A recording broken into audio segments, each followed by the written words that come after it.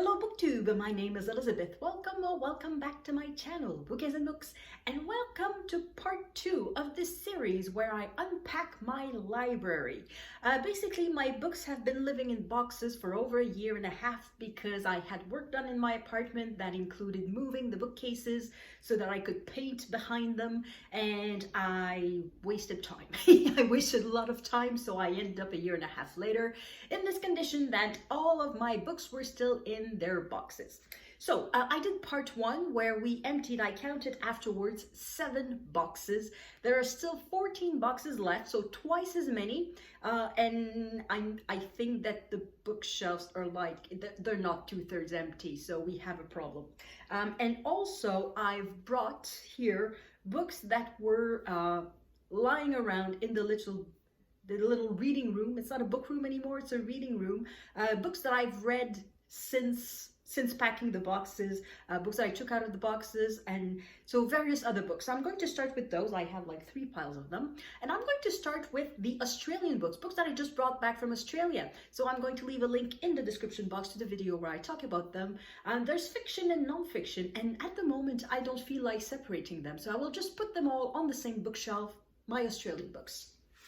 So we have Homecoming by Kate Morton, Shark Arm, this one is a non-fiction. Richard Flanagan, Question 7, another non-fiction. This one, Dorothy Parker, The Monkey's Mask, is a mix between, it's poetry, but it's also a mystery. What else do I have in my Australian books? Through a Camel's Eye, yes. This one is a mystery. I have a romance, which is That Island Feeling. And I have Everyone on This Train is a Suspect by Benjamin Stevenson, a mystery that is really, really good. And that's it. And I haven't mentioned that between the two videos, between the previous video and this one, I have moved some things around. I haven't added any books on the bookshelves, but I moved some stuff. Like, for example, I had put Georgette Heyer on that shelf. Now it is a couple of shelves lower, right there, to be closer to the romance underneath. The Canadian fiction is now there, I think, yes. And this collection of Arcturus classics have now been moved to the classics shelf, which makes sense. So these are a few changes that I made.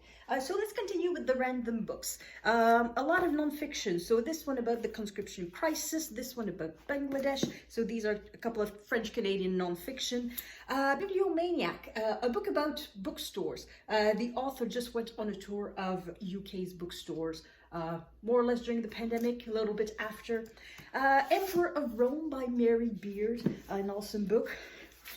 Wifedom by Anna Funder that I had to read for the BookTube Prize, and which was one of the worst book, well, the worst book that I read last year. If you like rant videos, I'm going to leave a link in the description box, and I've just realized that I forgot to turn on a light, so I'm going to do that too. Next we have a French-Canadian novel, some more Georgette Heyer, so three books in one, all 3 that I've read. The Other Bennett Sister that I did not like that much. A Polar Fair, a non-fiction about penguins and about the first man who studied the penguins in Antarctica. That one is awesome. A few books that I took on, that I brought back from my parents' place. So this one is Island by Alistair MacLeod, a collection of his short stories. I've already read it. A non-fiction driven by fortune. The Scots March to Modernity in America, 1745 to 1812. I don't remember if I've read it or not. And this one, which is just a souvenir, it's not a book I intend to read necessarily, Canada's National Aviation Museum. So that one goes on the oversized book. Though it's not really oversized, but it's going to go on the oversized bookshelf. Continuing with books that I read last year or recently, 20,000 Leagues Under the Sea by Jules Verne, a French classic. This one I read just recently. I read it at the end of March. It is A Lady Would Know Better by Emma Thériault. This is a historical romance, and it is by an author from Ottawa, so I have a signed copy. A non-fiction, Through the Language Glass by Guy Deutscher, again a book about languages.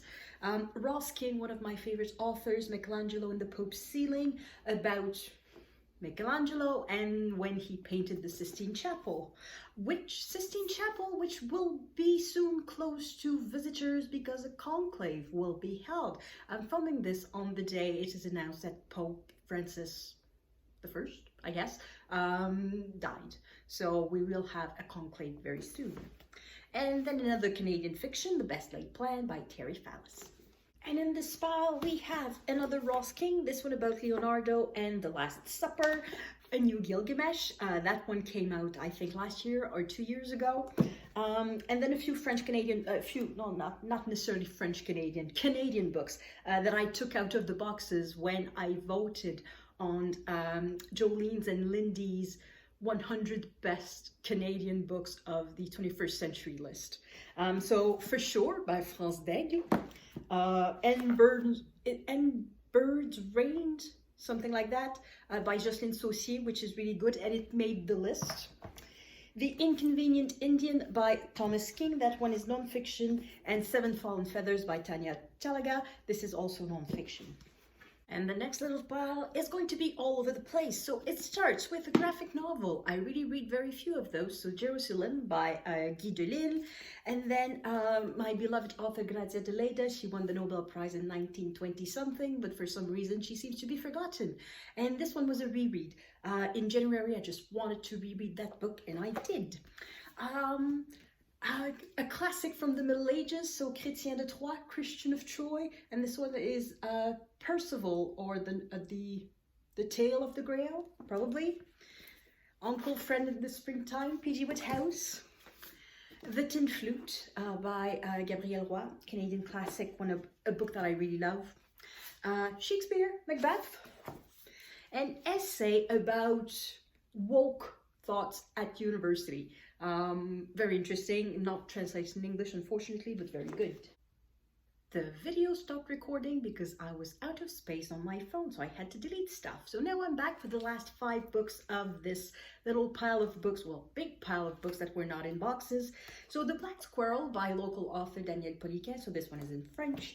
The Black City by Georges Sand, so a 19th century French classic. Historical novel, The Conductor, set during World War II in Leningrad.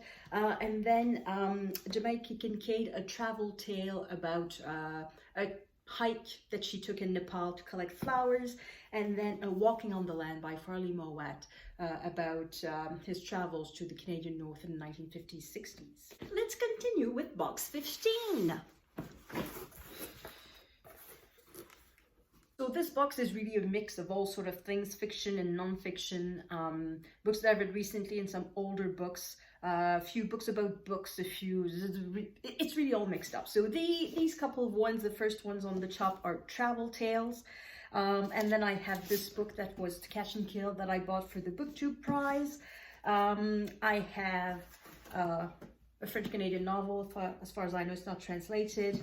Same thing for this one, Six Degrees of Freedom. That one might be translated by Nicholas Dickner. This one is supposedly, this is a translation, but the original one by Margaret Powell is supposedly the inspiration behind Downton Abbey. So this is a memoir by a maid. She started as a maid, she ended up as a cook. Talking to a Portrait, which is a memoir by an art curator. Okay, let's continue. We have Biography of Rasputin. A few books that I bought for the BookTube prize. So Uncanny Valley, which was just an okay book. Know My Name by Chanel Miller, which won the original, the first year that there was a nonfiction division for the BookTube prize. It won. In the Dream House by Carmen Maria Machado, which is experimental nonfiction, which is not my jam. Also was bought for the BookTube prize. What else did I buy for the BookTube prize? I also bought this one, Say Nothing by Patrick Radden Keefe, which ended up second behind Know My Name. But this one is just so good. I just love this book. Some history, Village of Secrets by Caroline Moorhead. A play, Death of a Salesman, that I had to read in high school. Barracoon by Zora Neale Hurston, but this book only came out a few years ago, even though Zora Neale Hurston interviewed this man in the 1930s. And a book about Périgord, so a nice guidebook about France. A history book about the last days of the kings of France. A mystery, a historical mystery, The Devil in Music by Kate Ross. That is the fourth in the series. It's the only one that I've read, and I'm looking for the first three ones because at the time I didn't care whether I read them in order or not, and I loved it so much. I would like very much to find the first three, but I can't find them. A Canadian fiction, Birdie by Tracy Lindbergh. Zadie Smith, Swing Time, probably not her best, even though it's basically the only one I've read. Letter Perfect, a collection of chronicles that appeared in, a collection of, how do you call it? Anyway, a collection of articles, of newspaper articles that appeared in the Ottawa Citizen years and years ago about the history of each letter of the alphabet. It was interesting, but it was rather repetitive. Carlo Rovelli, Reality is Not What It Seems, a science book. Rovelli is really good at making understandable, complicated topics in science. And Trevor Noah, Born a Crime, so a memoir. And also Svetlana Alexievich. In this book, I have three of her works. The one about Chernobyl, the one about children during World War II, and the one about women during World War II. And the last few books in this box, there are a few mysteries. So a Morbid Taste for Bones. So this is the first one in the Brother Cadfael series by Ellis Peters. It's wonderful. And then a couple of double headers, Agatha Christie. A non-fiction, letters from soldiers from World War I, so that one is not available in English. And a biography of London by Peter Ackroyd. Now box 14, which weighs a ton. What do we have? What do we have? Oh, it's going to be another box full of random stuff. I have to say, previously my books were not really well organized. They were organized more or less in the order I read them and by format. So there's quite a bit of a lot of things. A history book, non-fiction, about the Medicis. A Canadian fiction, A House of Crows. A book that I bought for the Book 2 prize, Solitary by Albert Woodfox. A biography of French-Canadian pianist André Mathieu. Band of Brothers, so military history. And then a collection of short stories by Georges Simenon. And they all feature Maigret, his famous Inspector Maigret. And then some Pushkin, a French book probably not translated in English, a novel. Same thing for this one, Daniel Pennac, an author I really like. Here we have Anthony Trollope, The Way We Live Now. A non-fiction, Natasha's Dance, about cultural history of Russia. And then there's a lot of non-fiction. Fights for Our Lives. This is a book about politics in Canada. Oh, Picturesque Villages of the Province of Quebec. So a beautiful book with a lot of pictures, sort of a travel book. Math with Bad Drawings. That was super fun. Again, it makes mathematical concepts very accessible to the average reader. Again, military history, Stephen Ambrose, D-Day, and then Beyond Band of Brothers by Dick Winters. And then Leningrad Siege and Symphony. So again, this is about Shostakovich composing his the seventh symphony during the Siege of Leningrad.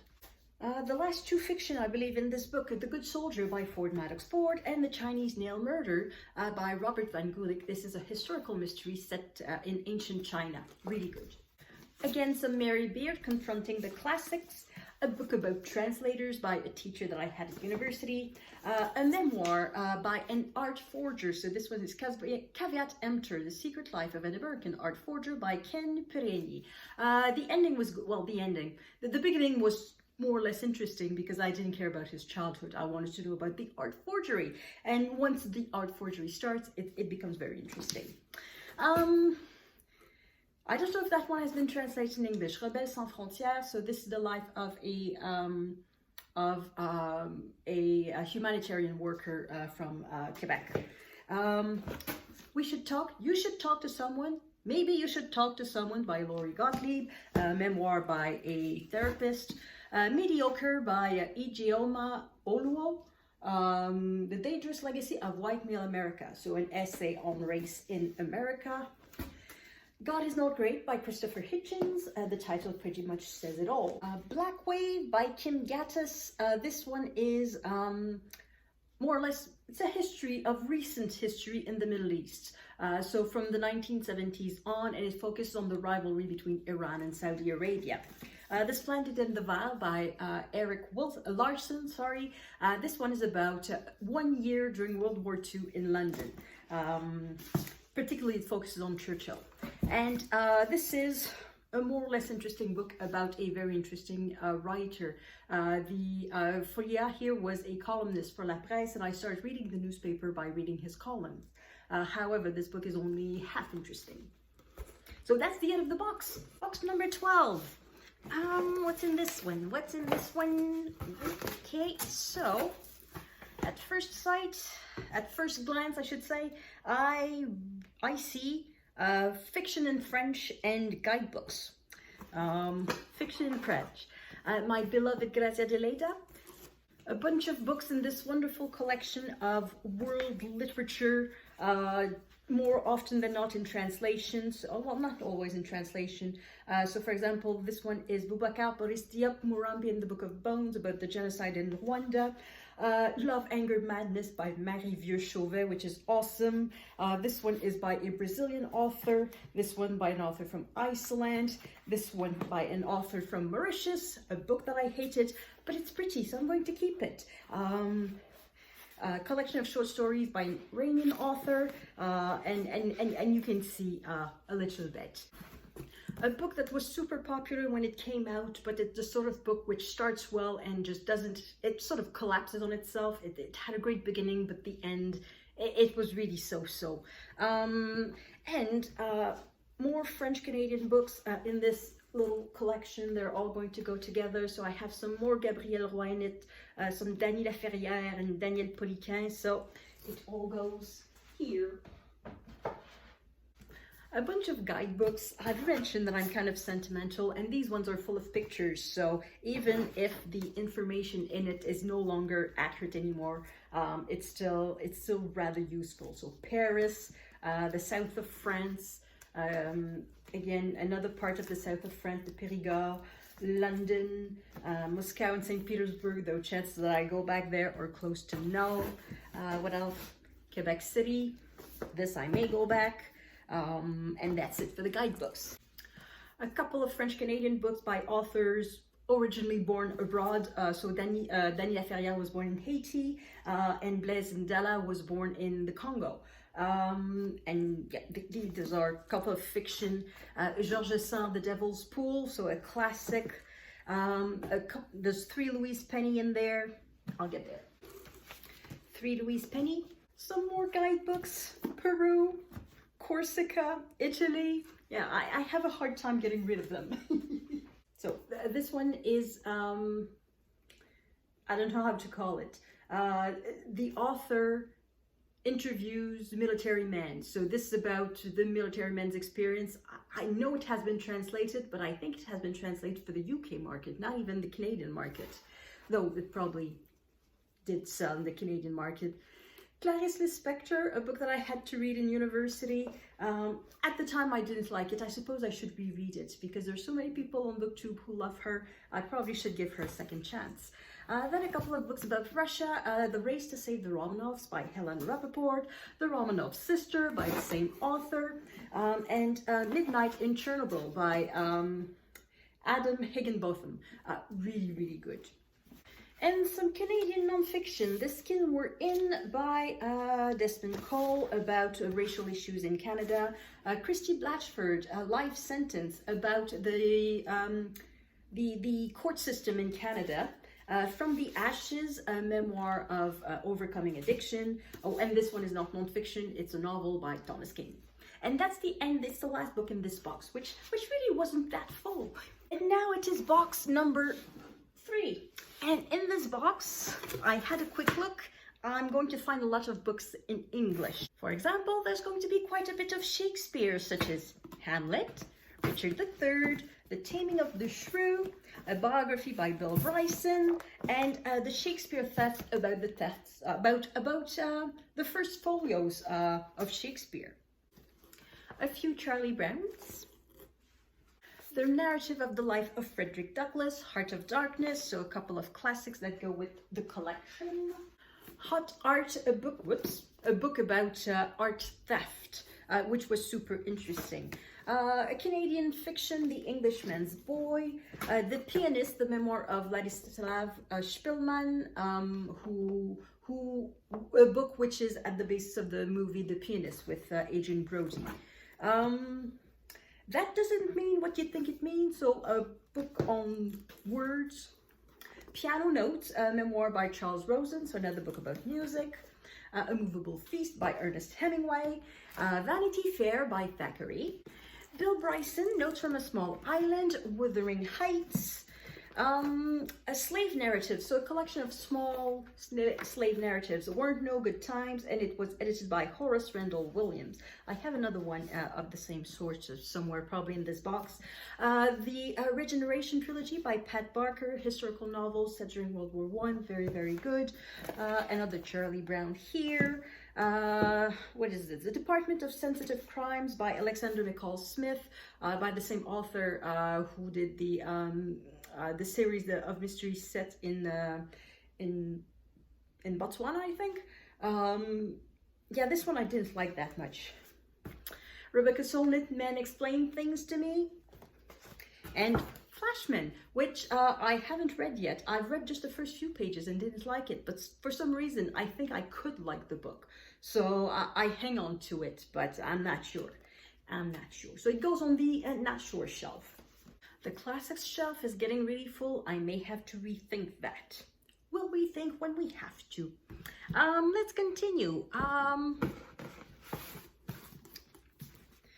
77 Clocks by Christopher Fowler, a very interesting murder mystery series. It's not the first one, I think it's the third one or something like that.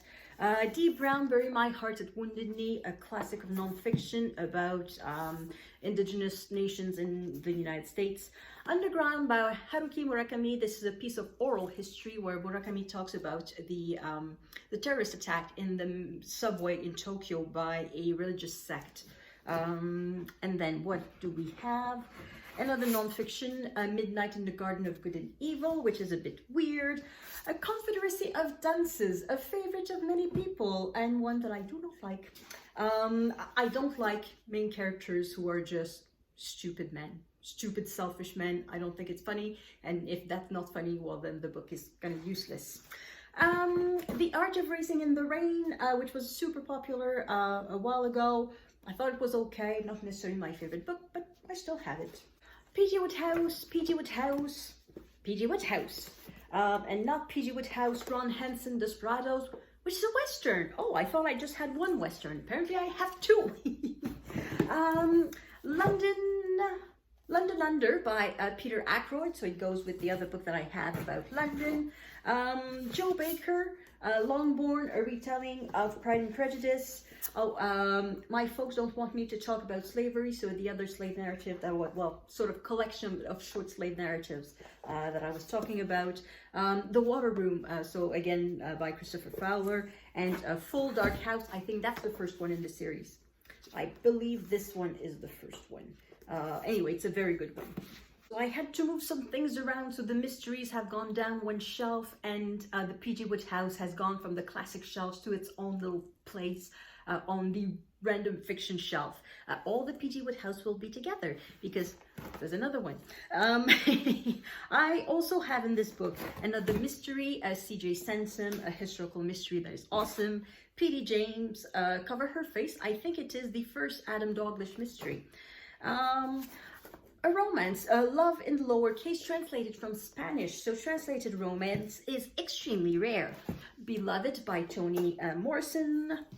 Sing Unburied Sing by Jasmine Ward. The Case of the Careless Kitten, so another mystery, this one featuring Perry Mason. Portnoy's Complaint by Philip Roth. Another classic, Anna Karenina by Leo Tolstoy, translated by, let's look at it, I think it's Maud. Does it say? All right, Wordsworth's classic, blah, blah, blah. 1995, blah, blah, blah. It doesn't say. It just doesn't say. And the last few books in this box, The Yellow Birds by Kevin Powers, very good novel about war in Iraq or Afghanistan. in Iraq, very good. Galapagos by Kurt Vonnegut. Sous Chef, a memoir by a sous chef in a kitchen. Mrs. Queen Takes the Train. Feel-good fiction is the story of Queen Elizabeth II who takes the train. And that's the end of this box. I'll be back with a different box. Okay, the next box is too heavy. I cannot really lift it all the way up here. It's box number 18. So I believe that there are some beautiful books in there that weigh a lot, like this one, which would explain the weight. Comic books, Archie, a little guidebook about Argentina. I was thinking of going there. I've never been there. Poe, which I haven't read. Oh, a law book, okay. Picture book, a book about hockey, well, a picture book, a book about photographs. It's unfair to call it a picture book. It's by Robert Doisneau, so famous photographer. And here are my Anne of Green Gables. So, Jane of Lantern Hill, and then book number 7 in the series, book number 3 and 4, and as you can see, they're very, very used, very read. I bought them at a library sale way back, and I read them every year. So this one is book number 2, and book number 1 is just right here. So they're going to go on prime real estate shelf. The complete works of Oscar Wilde. A book by an author I love, Michel Foucault, who is not translated in English as far as I know. Hilary Mantel, Wolf Hall. So this is kind of the big books. I think the Harry Potters are here too. The Nabsie and the Barber by Edgar Hilsenrath. It's translated from German. Le Petit Nicolas, so Little Nicholas, classics for children. And then the Harry Potter series. And what else is there? I'll be back. The classics shelf is full, so I had to move things around a little bit. The Harry Potter series, I don't know where I'm going to put it. On some bottom shelf, I guess. I don't think it doesn't need to be very high up. And finally, in this box, Hilary Mantel, Volume 2 of the trilogy, First Nations, Second Thoughts. So obviously a non-fiction about First Nations in Canada. Fergus, Observations of a Blue-Eyed Ojibwe, so again, a collection of essays. Stanley Cup Fever, so a book about sports. Oh, Émile Zola, J'accuse, and the Dreyfus Affair. And finally, the last book, it is, I don't know the title in English, but this one, the Goncourt Prize, and it's a historical novel set during World War I. So that's it for box number 18. And now I am at box number 25, and it's my comic books collection. So a lot of Asterix, a little bit of Lucky Luke, and one Calvin and Hobbes. So there's Calvin and Hobbes, there's some Lucky Luke, and there's some Asterix, though that's not the best one. That one is much better. Anyway, so I'm not going to show them all, but that's what's in this box. Some more interesting stuff in that same box here. Graphic non-fiction, The History of Medicine, a book about books. This is a book that has just lists of books. The 50 best books of, French literature. The 50 best books of, any national literature that you can think of, but also adventure books, love stories, children's books, books about philosophy, books about art. Anyway, it's full of books. However, it's starting to be dated because it's from the end of the 1990s. So there's quite a few books in there. Perhaps shouldn't be in there anymore because they're not in print anymore, or perhaps that should have been included, or whatever. Pyongyang by Guy Delisle, so again another non-fiction graphic novel, graphic non-fiction. Dilbert's Principle, management book. Mushy Happy Lump, Big Mushy Happy Lump, and Paul in Quebec, I think that's the title in English, by Michel Rebagliati. There's a few other books in there, but I'm not sure I'm going to keep them, so they're not worth mentioning. And now box number 20. And it's going to be the last one for today because I'm getting tired. Tired of lifting boxes and tired of making decisions of where to put the books because I have too many of them. Still Life, the first one of the Louise Penny series. The Warden, Anthony Trollope, that's something I read earlier this year. A Sunday at the Pool at Kigali, very good book about the genocide in Rwanda. The Double Hook, another book I read earlier this year. A Season in the Life of Emmanuel, French-Canadian book, very good, that I read earlier this year. A romance that I read probably earlier this year. Another romance that I read earlier this year, and I think the rest is all unread books. So it should be on the TBR cart, I think. No, another romance, Julianne Long, that I've read earlier this year.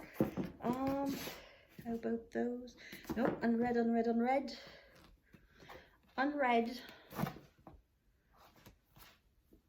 Okay, interesting. So the totality of the books that are left, no, not all of them. Here's one that I have read, The Wars by Timothy Findley. So that one is an older book, but I've read it. And there's a bookmark in it.